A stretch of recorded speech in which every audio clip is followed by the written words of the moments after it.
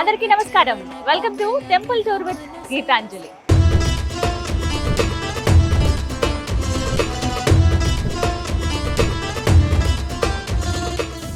రామాలయం లేని ఊరు, రామనామం పలకని నోరు ఉండదు అంటారు. ఇది అతిశయోక్తి కాదండి. అంతటి మహిమా స్వరూపుడు ఆయన. అడిగిన వెంటనే వరాలను సంగుతాడు. తలచిన వెంటనే మనం ఏదన్నా ఒక మాట అనుకుంటే చాలట, ఆయన వెంటనే ప్రత్యక్షమయ్యి అభయం ఇస్తాడట. ప్రత్యేకంగా ఒంటిమిట్ట కోదండ రామాలయంలో అయితే స్వామివారి నిదర్శనాలు ఎన్నో ఉన్నాయి. ఆ ప్రదేశంలోనే ప్రస్తుతం నేనున్నానండి. ఇది ఎంతటి పుణ్యక్షేత్రం అంటే స్వయంగా స్వామివారు నడయాడినటువంటి ప్రదేశం, అలాగే ఎన్నోసార్లు నిదర్శనాలు చూపించినటువంటి ప్రదేశం. ప్రపంచంలో మనం ఎక్కడా చూడని విధంగా హనుమంతుడు లేని రామాలయంగా కూడా ఒంటిమిట్ట కోదండ రామాలయాన్ని చెబుతారు. ఎన్ని విశేషాలున్న ఆలయ సందర్శనం చేసుకుందామా? మరి ఆ స్వామిని కూడా దర్శించుకుందాం రండి. శ్రీ కోదండరామస్వామి వారి ఆలయానికి ఇదే ప్రధాన ద్వారం అండి. తూర్పు ద్వారం దగ్గర మనం ఉన్నాము. ముఖ్యంగా 3 ద్వారాలు ఉంటాయి ఆలయానికి. ఉత్తరం, దక్షిణం, ప్రధానమైనది తూర్పు మార్గం. ఇదే రాజగోపురం నుంచి మనం ఆలయం లోపలికి అడుగు పెట్టాల్సి ఉంటుంది. రండి వెళ్దాం.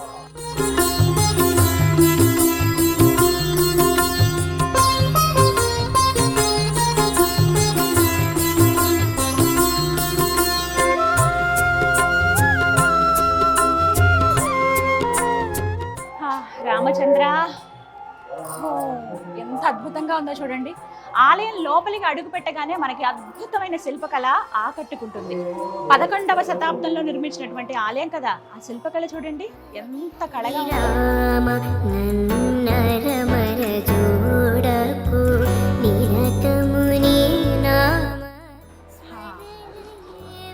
పెద్ద ద్వారాలు స్వామివారి ఆలయాలు.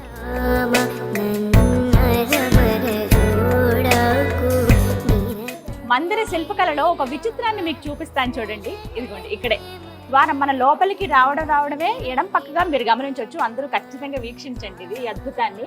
ఇక్కడ చూడండి,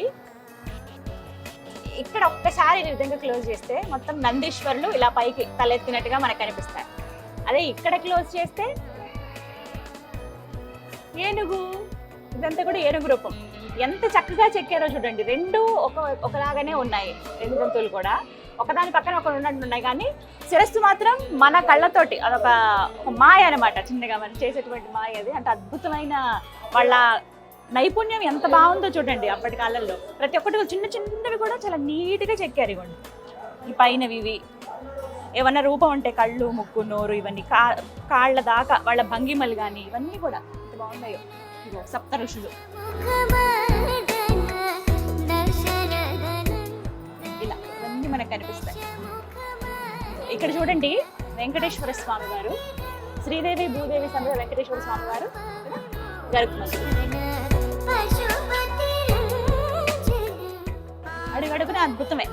కానీ 11వ శతాబ్దం, ఆ రోజుల్లో రాళ్లపైన ఇలా ఇల్యూజన్ చెక్కడం అంటే అది మామూలు విషయం కాదండి. వాళ్ళకి చేతులు ఎత్తి నమస్కరించాలి నిజంగా. ఇక్కడ చూడండి, హనుమంతుల వారు, రామచంద్రుల వారు, లక్ష్మణ స్వామి అలా నుంచుని ఉన్నారు. ఇది సీతాపహరణ జరిగిన తర్వాత ఘట్టం అనమాట. ఎందుకు ఇక్కడ సీతమ్మ వారు మనకు కనిపించారు.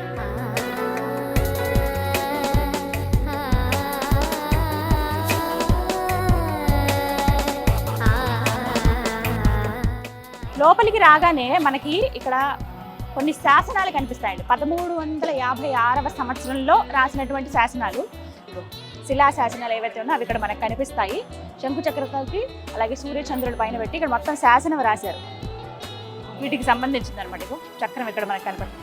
ఇవన్నీ కూడా అప్పటి స్టోన్స్. ఎంత జాగ్రత్తగా వీటిని భద్రపరిచారో కదా, భద్రపరిచారు, కాపాడుకుంటూ వస్తున్నారనే చెప్పుకోవాలి. తూర్పు ద్వారం నుంచి అలా లోపలికి రాగానే ముందుగా మనకు ధ్వజస్తంభం దర్శనమిస్తుంది. ఆ ధ్వజస్తంభానికి నమస్కరించుకుని ప్రదక్షిణానికి వెళ్తాం.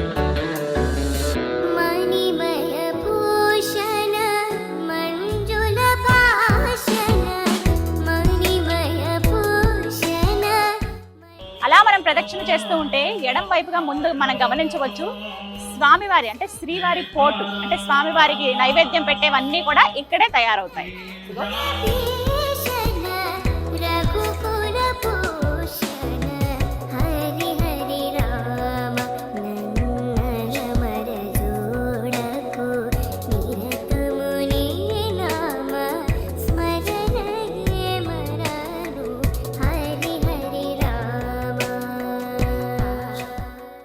అలా మనం 2 అడుగులు ముందుకు వేసుకుని వస్తేనండి ఎడం పక్కగా చూడొచ్చు మూర్తులు ఎంత దివ్యంగా ఉంటారు. ఇక్కడ ప్రతినిత్యం హోమం చేస్తారు స్వామివారికి. ఉదయం పూట జరిగినటువంటి హోమం ఇంకా చూడండి వెలుగుతూనే ఉంది అగ్ని. ఇక్కడ కూర్చుంటే ఆ అద్భుతమైన సుగంధం, ఆ సువాసన వలె వస్తున్నాయి. దానికంటే మరీ ముఖ్యంగా ఎక్కువ ఆకర్షించేది స్వామి అమ్మవార్ల మూర్తులేనండి. ఎంత సుందరంగా ఉన్నాయో చూడండి, చాలా చక్కగా అలంకరించారు. ప్రతినిత్యం ఇక్కడే జరుగుతాయి. ఎంత దివ్యంగా ఉన్నాయో మూర్తులు అయితే. చక్కటి చీరలు అవన్నీ అలంకరించారు. చాలా చాలా బాగుంది. ఇక్కడ నుంచినే మనం వీక్షించవచ్చు అనమాట హోమాలన్నీ ఇక్కడ.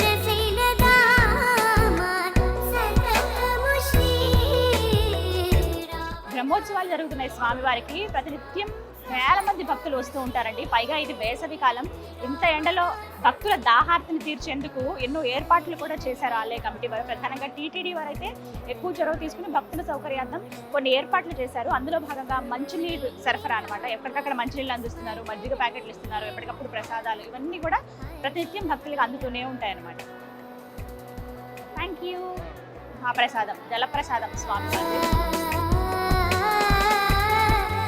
ఇదే దక్షిణ ద్వారం అండి. ఇటువైపుగా కూడా స్వామిని దర్శనం చేసుకోవడానికి రావచ్చు. అయితే ప్రధాన గోపురం మాత్రం తూర్పు గోపురమే. కానీ చాలా మంది భక్తులు ఈ వైపు నుంచి కూడా వస్తారు. ఇప్పుడు బ్రహ్మోత్సవాలు, కళ్యాణం ఉంది కదా, అందుకనే అన్ని ఏర్పాట్లు చేసేసారు. ఎక్కడి నుంచైనా రావడానికి వీలుగా భక్తులకి ఆ ఏర్పాట్లు అన్నీ ఉన్నాయన్నమాట. ఇగో ఇది దక్షిణ ద్వారం. ఇటువైపుగా ఇలా రావచ్చు.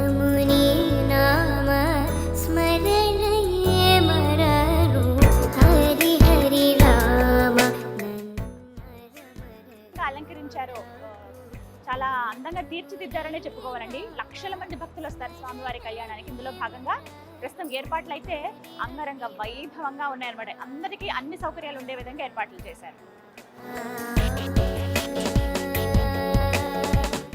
ఇప్పుడు మీకు మరొక ప్రాంతాన్ని చూపిస్తాను. ఇక్కడే స్వామివారి కళ్యాణోత్సవం జరుగుతుంది. అలాగే మీకు కొన్ని విజువల్స్ చూపిస్తాను. కరెక్ట్గా మేము షూటింగ్ వస్తున్నాం అన్నప్పుడే మా అదృష్టం ఇది. తిరుమంజనోత్సవం జరుగుతోంది స్వామివారికి. స్నపన తిరుమంజనం అని అంటారు. చాలా వైభవంగా జరిగింది. తెల్లటి వస్త్రాలు ధరింపజేసి అభిషేకాలు చేశారు పంచామృతాలతోటి. ఎంత సుందరంగా ఉందంటే చూస్తూ అలా ఉండిపోయాము. వేరే లోకల్లో ఎక్కడో వైకుంఠంలో ఉన్నామా అన్న భావన కలిగింది. కానీ ఇక్కడ నుంచి దండం పెట్టుకోవచ్చు. మరీ ముఖ్యంగా ఏంటంటే ఇక్కడ ఈ మండపంలో మాస కళ్యాణాలు జరుగుతాయండి. అంటే పౌర్ణమి రోజున ఆ సీతారామచంద్ర స్వామి వారికి కళ్యాణం జరిపిస్తారనమాట. ఇక్కడే ఆ ప్రదేశం. రామచంద్ర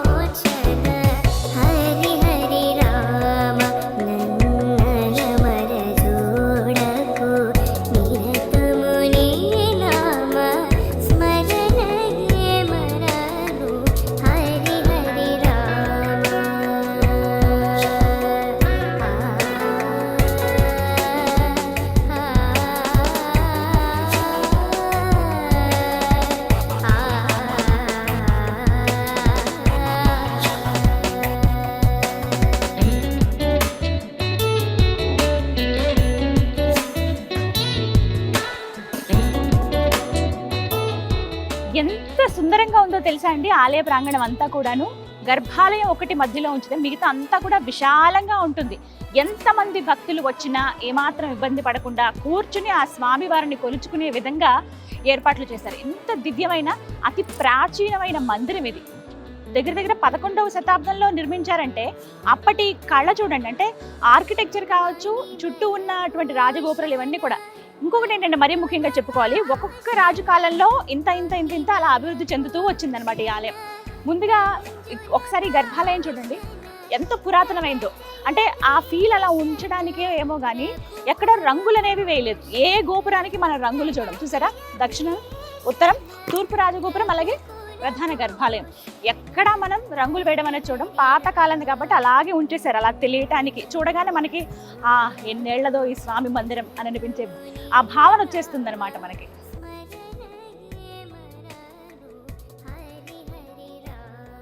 ఒంటిమిట్టలో శ్రీరాముల వారి కళ్యాణం చాలా చాలా ప్రత్యేకం అండి.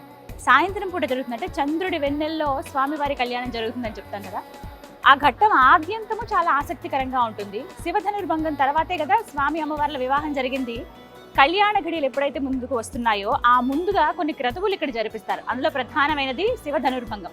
ఆ ఘట్టం తర్వాత ఎదుర్కోలు కార్యక్రమం నిర్వహిస్తారు. అది చాలా ప్రత్యేకం.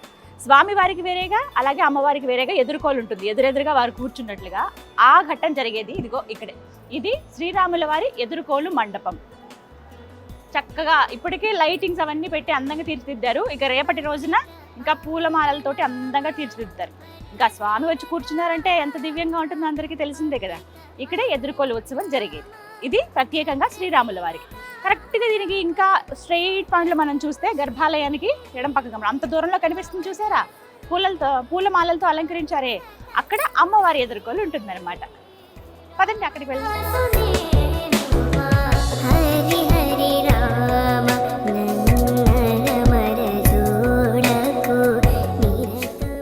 అలా మనం ముందుకు నడుచుకుని వస్తుంటేనండి ఇక్కడ మనం చూడొచ్చు ఉత్తర ద్వారం.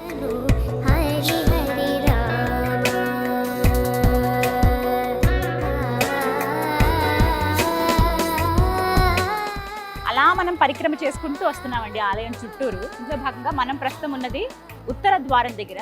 ఈ ద్వారం గురించి ఎన్నో ప్రత్యేకతలు ఉన్నాయని చెప్తారు. మరీ విశేషంగా చెప్పేది ఏమిటంటే, ఒకానొక సమయంలోనట ఒక వ్యక్తి స్వామిని ఆరాధించేందుకు, ఆయనపై కీర్తనలు పాడేందుకు ఎంతో ఉత్సుకతతో ఆలయం లోపలికి అడుగు పెట్టడానికి ప్రయత్నించాడు. నువ్వు చాలా తక్కువ జాతికి చెందిన వాడివి, నువ్వు ఆలయంలోకి ప్రవేశించడానికి వీల్లేదు, నీకు రామయ్య దర్శనం ఉండదు అని చెప్పి ఆలయంలో ఉన్నటువంటి కొంతమంది పెద్దలు మాట్లాడారట.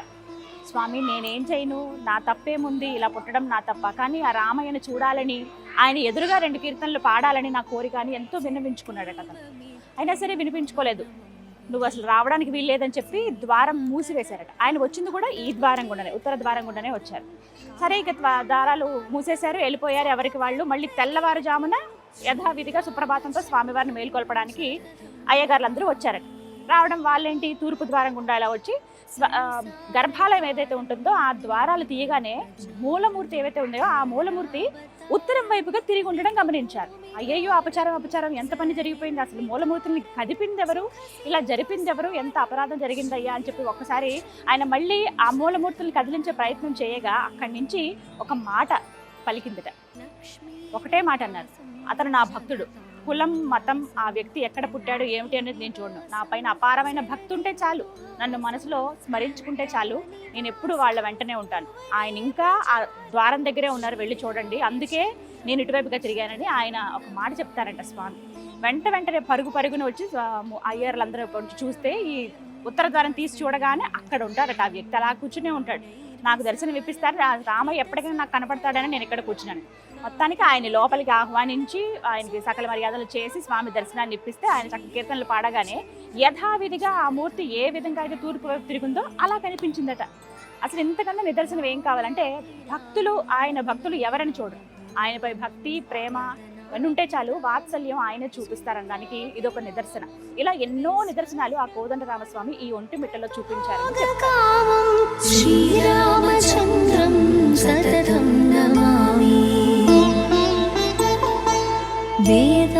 ఈ కోదండరాముడి సన్నిధిలోనే ఆ పరమశివుణ్ణి కూడా మనం దర్శించుకోవచ్చండి. అదే రామలింగేశ్వరుడి రూపంలో.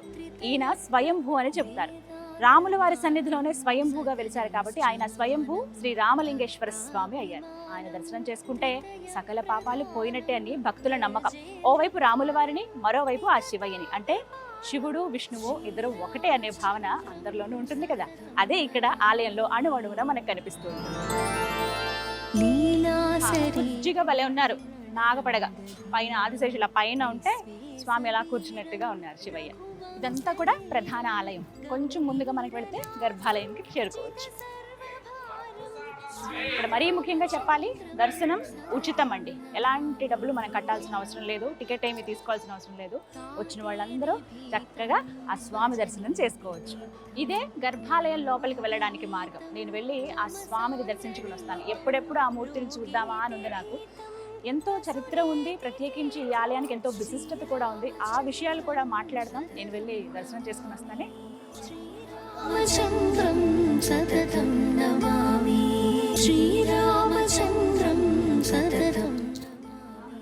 శ్రీరామ,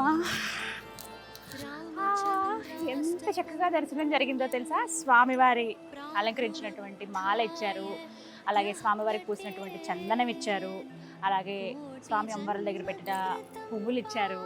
ఎంత అనుగ్రహమో శ్రీరామచంద్రుల వారిది. మాట్లాడదాం విశేషాలు. ఆ మూర్తిని చూడగానే నాకు చాలా చాలా సంతోషం అనిపించింది. నేను ఇది మొదటిసారి అనుకుంటున్నాను స్వామి అలా నిలువెత్తు రూపం చూడటము. అంటే అమ్మవారు లక్ష్మణుడితో సమేతంగా అయోధ్యలో చూశాను ఆ బుజ్జి రామయ్యని, కానీ ఇక్కడ ప్రత్యేకంగానండి ఒంటిమిట్టలో స్వామి నిలువెత్తు రూపాన్ని చూశాను. కోదండపాణి అంటారు కదా, ఆ బాణం అలా పట్టుకుని ఉన్నారు ఆయన. మా నడుముకి ఒక కత్తి కూడా ఉంది. మొత్తం అంతా బంగారు ఆభరణాలు వేశారు స్వామికి. ఓ వైపు కంటే ఎడం పక్కగా అమ్మవారు ఉన్నారు, కుడి వైపుకి లక్ష్మణ స్వామి ఉన్నారు. ఇక్కడ హనుమంతుడు అసలు ఉండరండి, ఎందుకంటే అప్పటికి హనుమంతుడు శ్రీరాముల వారిని కలవలేదు. హనుమంతుడు లేని ఏకైక ఆలయం ఈ ప్రపంచంలో ఏదైనా ఉంది అని అంటే గనక శ్రీరాముల వారి చెంత, అది ఒంటిమిట్ట మాత్రమే. అది ఇక్కడ ప్రత్యేకం. ఇంకా చెప్పాలి అని అంటే స్వయంగా జాంబవంతుల వారు ప్రతిష్ఠించినటువంటి విగ్రహం అనమాట. అదంతా కూడా ఏకశిల, ఒకే శిల పైన ఉన్నారు. పైకి మనకు అంత కనిపిస్తున్నా భూమి లోపల ఇంకా కొన్ని అడుగులు కిందకు ఉందంటండి. అంత పెద్ద శిల అది. పూర్తిగా ఒకటే శిల పైన 3 రూపాయలు మనం చూడొచ్చు. అలా నుంచుని ఉన్నారు. అమ్మవారు అయితే సిగ్గుపడితే ఎంత ముద్దుగా ఉందో తెలుసా. పచ్చటి చీర అలంకరించారు. స్వామివారికి ఏమో పింక్ కలర్ బ్లూ కలర్ పంచుతో అలంకరించారు. పైన ఆభరణాలు ఇవన్నీ వేశారు. ఆయన రాజు కదా, మహారాజు కదా, ఎంత బాగుందో. అలాగే లక్ష్మణ స్వామి కూడా పచ్చటి పంచ, చాలా సుందరం. కూర్చున్నంతసేపు అంటేనండి కొంచెం లోపలికి కొద్దిగా పర్మిషన్ తీసుకుని వెళ్ళాము. మేము అలా నుంచి చూసినంతసేపు కూడా మా మనసు కళ్ళు అన్నీ అక్కడే ఉండిపోయినాయి. ఆ అమ్మవారిని ఒకసారి, అయ్యవారిని ఒకసారి, లక్ష్మణ స్వామి వారిని ఒకసారి అలా చూస్తూనే ఉండిపోయాం. ఎక్కడో వేరే ప్రపంచంలో ఉన్నామన్న భావన కలిగింది. బంగారు ఆభరణాలు వేశారు. అంత దూరంలో స్వామి, మరీ దగ్గరగా కాదు, కొంచెం దూరంలో చూడొచ్చు అనమాట. ఆ గర్భాలయంలోనే ముందుగా మనకి దశావతారాలు ఇలా చెక్కినట్లుగా అందంగా కనిపిస్తుంది. లోపలంతా కూడా అతి పురాతనమైనటువంటి ఆలయం ఇది అని చెప్పడానికి గుర్తుగా చూడొచ్చు. ఆనాటి కాలం శిల అంతా కూడా ఆనాటి కాలం. అసలు ఎలా తీసుకొచ్చారు ఇక్కడ దాకా అనేది అర్థంగా, దండకారణ్యం ఇదంతా కూడాను. అయినా చాలా శ్రమ కూర్చి ఆలయాన్ని నిర్మించారనే చెప్తారు. మూర్తులు అయితే చాలా సుందరంగా ఉన్నాయి. మీరు వస్తే ఆలయానికి కాసేపు గడపండి, ఒక 2-3 నిమిషాలైనా అక్కడ నుంచి అలా చూస్తే చాలా స్వామి అమ్మవార్లను, లక్ష్మణ స్వామిని మనసంతా నిండిపోతుంది. ఎన్నెన్నో కోరికలు చెప్పుకోవాలి అది ఇదని వెళ్తాం, కానీ అక్కడికి వెళ్ళాక అవి ఏం గుర్తురావు. వాళ్ళని చూస్తే అలా చూస్తూ ఉంటాం అంతే. చూశాను, ఒకసారి వారి అనుగ్రహం వచ్చిందని అనిపించింది. గంధం వారికి అర్పించినది, అలాగే పూలమాల, ఈ పూలు అవన్నీ ఇచ్చారు. చాలా సంతోషం అనిపించింది. అలా నడుచుకుంటూ ఇలా వచ్చి మీ ముందు కనబడుతున్నాను. చూస్తే అర్థమైంది కదా ఎంత సంతోషంగా ఉన్నాను. ఇక స్వామివారి ప్రసాదానికి దారి ఇటువైపుగా అండి. ఇక్కడికి వెళితే మనకి చక్కగా వేడివేడి ప్రసాదం అందిస్తారు. ఇక వెళ్ళి తీసుకుందామా మరి, రండి. శ్రీరామచంద్రం సతతం నమామి. వేడివేడిగా బెల్లం పరమాన్నం స్వామికి ఎంతో ఇష్టం అంట. మధురం అంటే చాలా ఇష్టం కదా రామచంద్రుడికి. అందుకే చక్కగా మనకి ఈ సమయంలో వచ్చినందుకు ఈ ప్రసాదం లభించింది అనమాట. రకరకాలుగా పెడుతూ ఉంటారు స్వామికి. అంటే పొంగల్ పెడతారు, అలాగే పులిహోర నైవేద్యంగా సమర్పిస్తారు, అలాగే చక్కెర పొంగల్ పెడతారు, బెల్లం పరమాన్నం, ఇలా రకరకాలుగా ఉంటాయన్నమాట. మనకైతే ప్రస్తుతం బెల్లం పరమాన్నం ఇచ్చారు ప్రసాదం. చాలా మధురంగా ఉంటుంది స్వామివారి ప్రసాదం.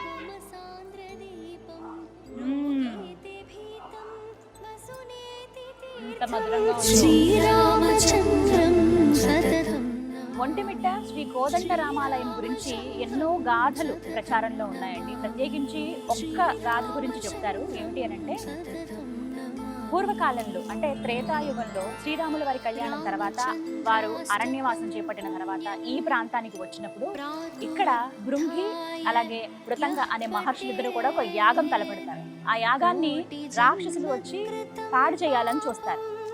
అది ఎంతకీ వాళ్ళు తట్టుకోలేరనమాట. ఎంత చేసినా సరే ఏదో ఒక రకంగా పాడు చేయాలని ప్రయత్నిస్తూనే ఉంటారు. ఆ ఋషులు ఇంకొకటే మాట చెప్తారు, మేము ఎంత కష్టపడుతున్నామో మా యాగానికి ప్రతిఫలం ఉండాలంటే అది పూర్తి చేయాలి. మీలాంటి పరాక్రమవంతులు ఉంటే వాళ్ళ నుంచి మేము బయటపడతాము, యాగాన్ని పూర్తి చేయగలుగుతామని చెప్పి వెళ్ళి రాముల వారికి చెప్పుకుంటే, అప్పుడు రాముల వారు ఆ రాక్షసులు ఎవరైతే ఉన్నారో వాళ్ళని పిడిబాకుతో సంహరిస్తారట. అందుకే ఇక్కడ మూలమూర్తికి బాణంతో పాటుగా పిడిబాకు అంటే ఒక చిన్న కత్తి ఇక్కడ బొడ్డులో ఉన్నట్టుగా మనం చూస్తాం. అది కూడా పూర్తి బంగారంతో ఉన్నది.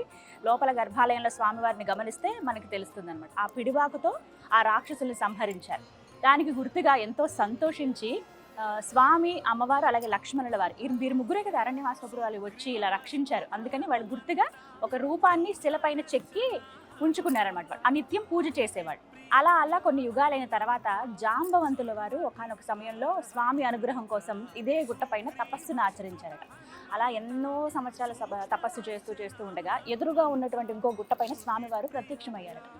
జాంబవంత, ఎందుకు ఇంతగా తపస్సు చేస్తున్నావు, నీకు ఏం కావాలి, దేని గురించి అని అడిగితే, స్వామి నీ కనికరం కావాలి, నీ అనుగ్రహమే కావాలి అని అంటే ఖచ్చితంగా కావాల్సిన వరాలను అందిస్తారట.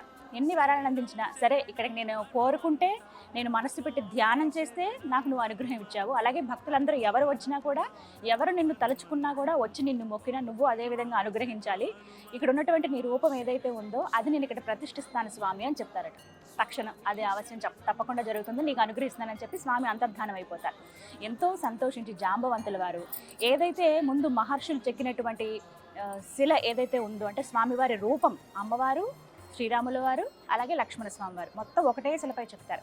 ఆ రూపాన్ని తీసుకొచ్చి ఇప్పుడు మనం చూస్తున్నటువంటి ఈ గర్భాలయంలో ప్రతిష్ఠ చేశారనమాట. స్వయంగా జాంబవంతుల వారు ప్రతిష్ఠ చేసినటువంటి విగ్రహం ఇది. ఆ 3 కూడా ఏకశిలపైన ఉంటాయి. అందుకనే ఇంతకుముందు, ఇప్పుడంటే ఇది ఒంటిమిట్ట రామాలయం అంటున్నారు కానీ మీరు కొన్ని చోట్ల కూడా పేర్లు గమనించవచ్చు, ఏకశిలా నగరం అని. ఏకశిలపైన రాముల వారు, సీతమ్మ తల్లి, లక్ష్మణ స్వామి, వీరు 3 ఉన్నారు కాబట్టి ఇది ఏకశిలా నగరం అని ఆయన చెప్పుకుంటారనమాట. ఈ విధంగా ఒక గాథ ప్రచారంలో ఉంది.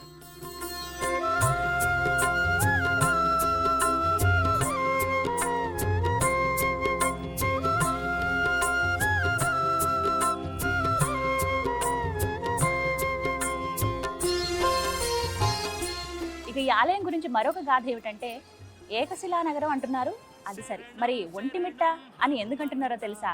ఒంటుడు మిట్టడు అనేటువంటి 2 దొంగలు ఉండేవారంట ఈ ప్రాంతంలో. వారు ప్రతినిత్యం దొంగతనాలు చేయటం, ఎవరో ఒకరి దగ్గర నుంచి తప్పించుకుని వచ్చి గర్భాలయంలో దాక్కోవడం. అప్పుడంటే ఇంత ప్రహరీ గోడలు ఇవేవి ఉండేవి కాదు, కేవలం గుడి మాత్రమే, పైన గోపురము, చిన్నగా ఒక గర్భాలయం మాత్రమే ఉండేది. ఏదో ఒక దొంగతనం అంటే చెడు పని చేసి రావడం, గర్భాలయంలో దాక్కోవడం. ఎవరు అంటే రాత్రి సమయంలో ఎవరు గర్భాలయంలోకి రారు, తలుపులు తెరవరు కదా, వీళ్ళు ఏదో రకంగా దూరిపోయి వచ్చి అక్కడ పడుకునేవాళ్ళండి. అలా కొన్ని రోజుల పాటు అలాగే చేసేవాళ్ళు. ఇక ఒకనొక రోజు స్వామి వారితో పలికారట, ఒంటుడు మిట్టడు, ఎంతకాలం అని మీరు ఇలా ఈ చెడు పనులు చేసుకుంటూ తిరుగుతారు, మీరు కూడా మంచిగా మారండి, ఎన్నో అద్భుతాలు మీరు చూస్తారు, మీ జీవితం బాగుపడుతుందని చెప్తే, అలా ఎందుకు ఒకేసారి స్వామి పలకగానే వాళ్ళకి ఏదో ఒక భావన కలిగిందంట.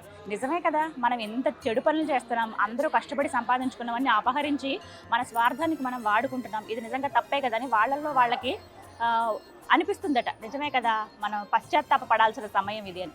ఆ తర్వాత ఒకటే అనుకున్నారు, దీనికి పశ్చాత్తాపంగా ఏదైనా ఒక మంచి పని చేస్తే బాగుంటుంది అని.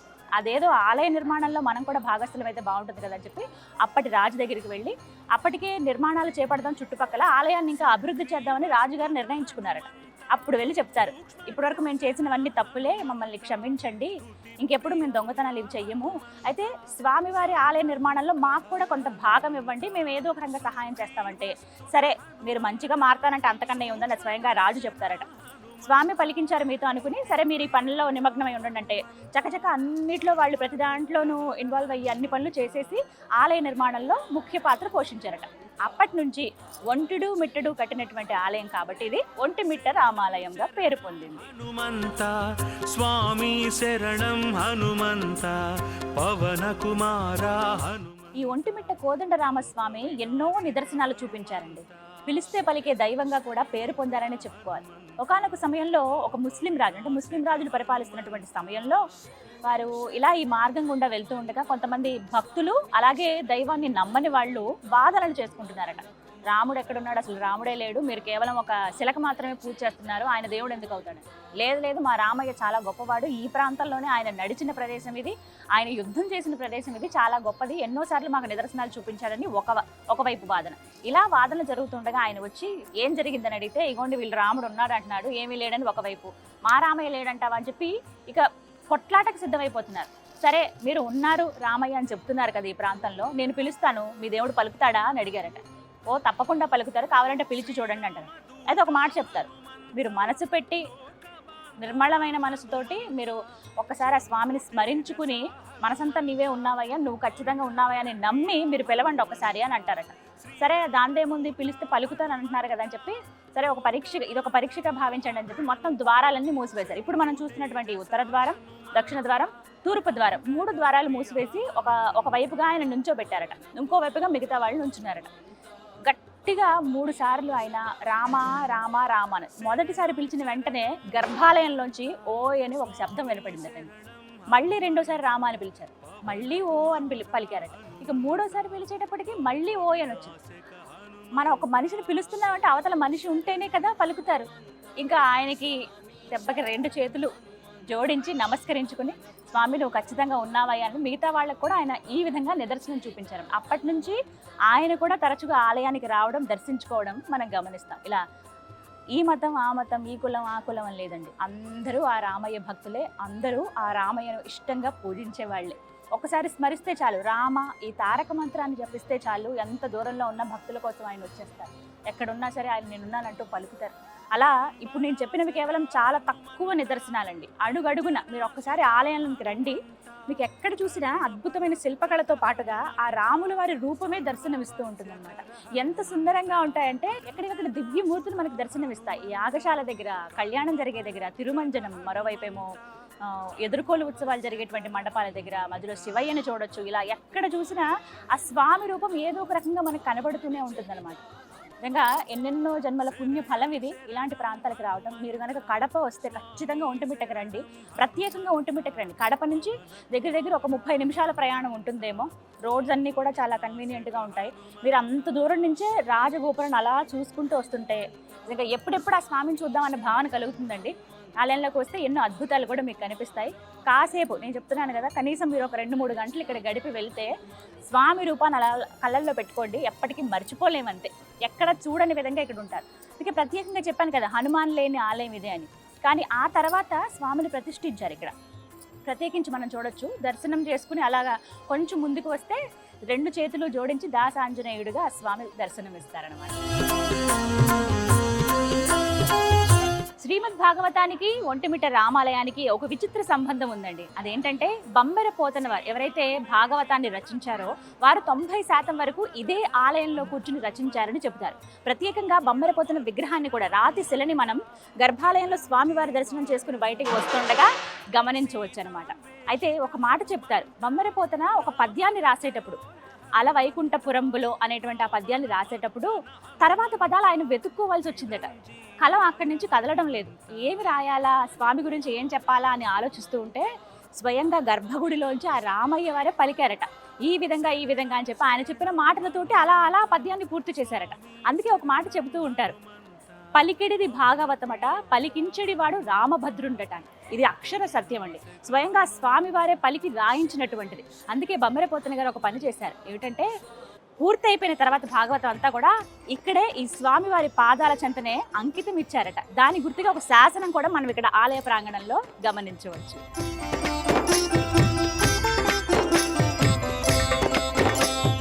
గరుడ గమన తవ చరణ కమలమిహ మనసి లసతు మమ నిత్యం. గరుడ గమన. ఎంత చక్కటి దర్శనమైందో, అలాగే ఆలయం అణువున నేను చూడగలిగాను, మీకు కూడా చూపించగలిగాను. మీరు కనుక ఒంటిమిట్ట వస్తే ఖచ్చితంగా ఆలయంలో ఎక్కువసేపు గడపడానికి ప్రయత్నించండి. ఎన్నిసార్లు చూసినా ఎంతసేపు ఉన్నా తనివి తీరటం లేదు, ఇంకా ఉండాలి కాసేపు అని అనిపిస్తోంది. మీరు కడప వస్తే ప్రత్యేకంగా ఒంటిమిట్ట రామాలయానికి రండి. లేదు మేము ఆ దారిలో వెళ్తున్నాడు, ఒక్కసారి మీరు దర్శనం చేసుకున్నా చాలు. స్వామి ఇక్కడ ప్రత్యేకంగా రండి, అలా ఆయన నుంచుని ఉన్నారా, మన కోసమే కనిపిస్తున్నారా, ఆయన అరణ్యవాసానికి వచ్చినప్పుడు ఇక్కడ కాసేపు నిలబడి మనకు అనుగ్రహిస్తున్నారా అన్నట్టుగా ఉంటాయి. ఆ మూర్తులు అయితే చాలా దివ్యంగా ఉంటాయి. తప్పకుండా అందరూ దర్శించుకోవాల్సిన దేవాలయం. జీవితంలో ఒక్కసారైనా మనం దర్శించుకోవాల్సిన, చూడవలసినటువంటి క్షేత్రాలు, దేవాలయాలు ఉంటాయి కదా, అందులో ముఖ్యమైనది, ప్రధానమైనది ఒంటిమిట్ట కోదండ రామాలయం. అదే ఈ దేవాలయం. తప్పకుండా అందరూ వస్తారు కదా. భుజగ శయన భవ మదన జనక మమ జనన మరణ భయహారీ. జనన మరణ భయహారీ. మమ తాపమ పాకురు దేవ, మమ పాపమ పాకురు దేవ. మమ తాపమ పాకురు దేవ, మమ పాపమ పాకురు దేవ. భక్త సంజీవరాయ స్వామి అంటే ఆ హనుమంతుల వారేనండి. స్వామివారి పాదాల చెంత లేరు కదా, చాలా బాధపడ్డారట. అయ్యో ఆయన లేకపోతే ఎలా అని చెప్పి, ఎందుకంటే అప్పటికి ఇంకా కలవలేదు స్వామి. ఇక్కడికి వచ్చినప్పుడు ఆయన జననంగానే అవ్వలేదని చెబుతారు. ప్రత్యేకించి భక్త సంజీవరాయనిగా ఇక్కడ వారిని ప్రతిష్ఠించారన్నమాట. స్వామి 7 అడుగుల ఎత్తులో నిండుగా అలా కనిపిస్తారు నమస్కారం చేసుకుంటూ. ఇక్కడ ముఖ్యంగా చెప్పవలసింది ఏంటంటే, స్వామి శిరస్సు భాగం ఏదైతే ఉందో ఆంజనేయ స్వామిది, అక్కడ కరెక్ట్గా రాముల వారి పాదాలు ఉంటాయన్నమాట. లోపల ఏదైతే విగ్రహం ఉందో, ఏకశిలా విగ్రహం ఉంది కదా, రాముల వారు, సీతమ్మ తల్లి, లక్ష్మణ స్వామివారు, స్వామివారి పాదాల వైపు కరెక్ట్గా ఇక్కడ హనుమంతుల వారి శిరస్సు భాగం ఉంటుంది అనమాట. ఎప్పుడు ఆయన రాముల వారి బంటే కదా, కిందే ఉంటారు కదా ఆయన సేవించుకుంటూ. ఈ విధంగా ఏర్పాటు చేశారనమాట. రాముని దర్శనం చేసుకుని ఆ తర్వాత వచ్చి ఈ భక్త సంజీవరాయని కూడా మనం దర్శనం చేస్తాం.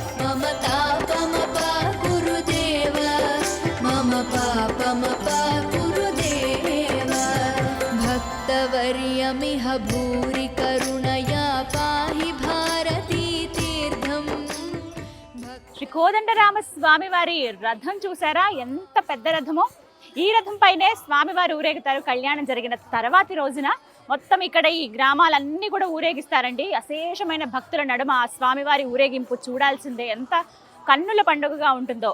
30 అడుగులు ఉన్నటువంటి ఈ రథంలో ఆ మధ్యలో మూర్తులను అలా ఉంచి మొత్తం విహరింపజేస్తారు. మాఢ వీధులతో పాటుగా పూర్తిగా ఈ గ్రామాలన్నీ కూడా స్వామివారు విహరిస్తారనమాట. కళ్యాణం జరిగిన తర్వాత అంటే పట్టాభిషేక ఘట్టం అవుతుంది కదా, ఇలా చేసుకుని రాజులాగా ఆయన ప్రజలందరినీ చూస్తారనమాట ఆ రోజున ఇదే రథం పైన. ఎంత పెద్ద రథమో చూడండి, సుందరంగా అలంకరించారు. కళ్యాణం ఉందిగా మరికొద్ది రోజుల్లో. ఒంటిమిట్ట కోదండ రామాలయానికి దగ్గరలోనే మనం రామతీర్థం, లక్ష్మణ తీర్థం అని చూస్తామండి. ఆ ప్రదేశానికి వెళ్ళే మార్గమే ఇది. ప్రధాన ఆలయానికి 200 మీటర్ల దూరంలో ఉంటుంది. నడుచుకుంటూ కూడా రావచ్చు, లేదా వాహనాల్లో వచ్చే వాళ్ళు కూడా రావచ్చు. ఇక్కడ పార్కింగ్కి కొంత స్థలం ఉంటుంది. ఇలా మెట్లు దిగి కిందకి వెళ్ళాలి ఆ తీర్థాలను మనం దర్శించుకోవాలంటే. ఇక్కడ ఒక కథనం కూడా ఉంది. అరణ్యవాసంలో ప్రత్యేకించి సీతారాముల వారు అలాగే లక్ష్మణ వారు వెళుతున్నప్పుడు సీతమ్మ దేవి రాముల వారిని ఒక మాట అడుగుతుందట.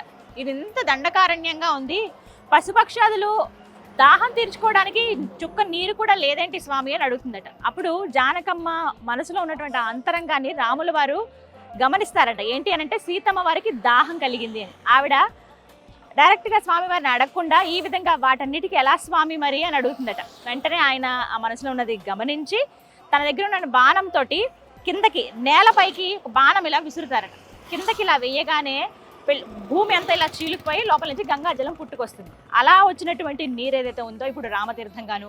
మరోవైపున లక్ష్మణ స్వామి వారు కూడా నిజమే కదా, ఇక్కడ ఉన్నటువంటి పశుపక్షాదులన్నిటికీ కూడా నీరు కావాలి, అవన్నీ ఇక్కడ వచ్చినప్పుడు వాటి దాహార్తి తీరాలనే ఉద్దేశంతో ఆయన కూడా ఒక బాణాన్ని ఆ రామయ్యను స్మరించుకుని వేస్తారట. అది లక్ష్మణ తీర్థంగా. 2 గుండాలు మనకి పక్కపక్కగానే కనిపిస్తాయి. మెట్లు దిగి కిందకి వెళ్లాల్సి ఉంటుంది. ఇలా ఇక్కడ దర్శనం చేసుకుని కూడా స్వామివారి దగ్గరికి వెళ్ళి అక్కడ కాసేపు ఆలయంలో కూర్చుంటారు చాలామంది. ధ్యానం చేసుకోవడం, ఆ స్వామివారిని మనసారా తలుచుకోవడంతో మొత్తంగా ఒక్కొక్కటి చూసుకుంటూ వెళ్తానండి. ప్రతి చోట ఆనవాళ్లు మనకు కనిపిస్తాయి. అరణ్యవాసంలో వారు అడుగుపెట్టి ఇక్కడ కొంచెం రోజుల పాటు గడిపినటువంటి ప్రదేశాలు ఇవన్నీ కూడాను. ఎంత పుణ్యం, ఎంత పావనమో కదా.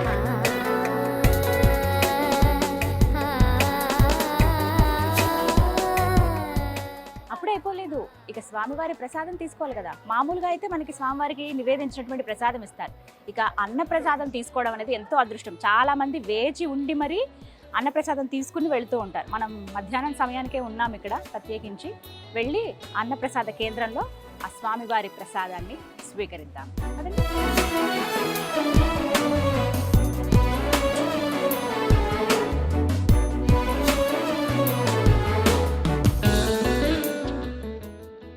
రాముల వారి ప్రసాదం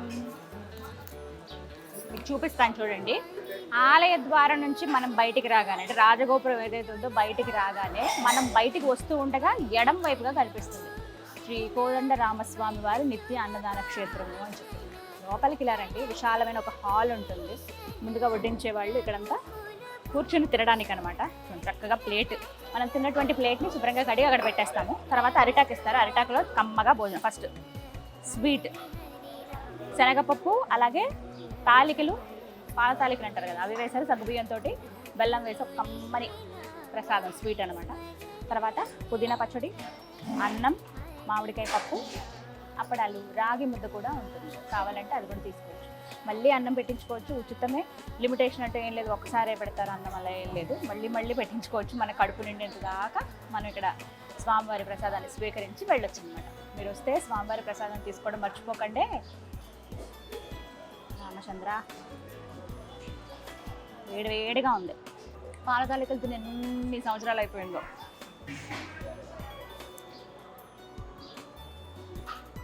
అద్భుతం. రామయ్య బాగా ఎండగా ఉందండి. ఎక్కువ నీళ్ళు తాగేస్తాం. కొంచెం ప్రసాదం తీసుకోవడానికి కూడా కడుపులో ఖాళీ ఉంచుకోండి. ఎంత బాగుందో. पावन नाम भद्रसेनदा అద్భుతం. అదృష్టం ఉండాలి ఇలా ప్రసాదం స్వీకరించాలి అని అంటే. రాజగోపురం నుంచి అలా ఆలయంలోకి ప్రవేశించి ఆలయ విశేషాలన్నీ తెలుసుకుంటూ ఆ స్వామివారి దర్శనం చేసుకున్న తర్వాత అలాగే ఆంజనేయ స్వామిని కూడా దర్శనం చేసుకుని అలా బయటకు వచ్చి స్వామివారి ప్రసాదం తీసుకోవడంతో ఒంటిమిట్ట కోదండరాముడి దర్శనం పూర్తయినట్లు. నా దర్శనం అయితే పూర్తయింది. మీరు కూడా ఆ స్వామి అనుగ్రహం పొందాలంటే ఖచ్చితంగా జీవితంలో ఒక్కసారైనా ఒంటిమిట్ట రండి. ఆ రాముల వారి నిలువెత్తు రూపాన్ని సందర్శించుకుని వారిని చూసి ఆ దర్శన భాగ్యం పొందాలని నేను కోరుకుంటున్నాను. కడప రండి. కడప నుంచి జస్ట్ ఒక అరగంటలో మీరు ఈ ఆలయానికి చేరుకుంటారు. అంత దూరం నుంచి మనకు ఆ గోపురాలు కనపడుతుంటే అలా వచ్చి కాసేపు ఇక్కడ స్పెండ్ చేయండి. వీలైనంత వరకు ఇక్కడ ఒక పూటైనా గడపడానికి ప్రయత్నించండి. ఎక్కడ మీరు జీవితంలో ఎప్పుడూ అనుభూతి చెందినటువంటి ఒక ప్రత్యేకమైన ఒక ఆకర్షణకు లోనవుతారు స్వామివారిని చూడగానే. అలాంటి అనుగ్రహం కలగాలనే మనస్ఫూర్తిగా కోరుకుంటున్నాను. ఇది ఇవాల్టి టెంపుల్ టూర్ విత్ గీతాంజలి. మరో దివ్య ఆలయ సందర్శనంతో మళ్ళీ మీ ముందుకు వస్తాను. జయ శ్రీరామచంద్ర.